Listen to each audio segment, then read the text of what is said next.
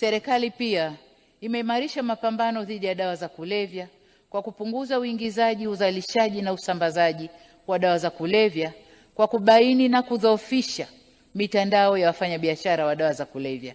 Katika kipindi hiki tulikamata jumla ya kilogramu milioni 4,997,511 za dawa za kulevya zikihusisha watuhumiwa 25,715. Kwa upande mwingine, katika kuwasaidia waathirika, tumeongeza vituo vya utoaji huduma za tiba kwa waraibu wa dawa za kulevya kutoka vituo 9 mwaka 2020 hadi vituo 18 mwaka 2025. Ili kupanua wigo wa huduma hii muhimu, pamoja na hatua hizo madhubuti za kudhibiti na kuwalinda vijana wetu dhidi ya dawa hizo,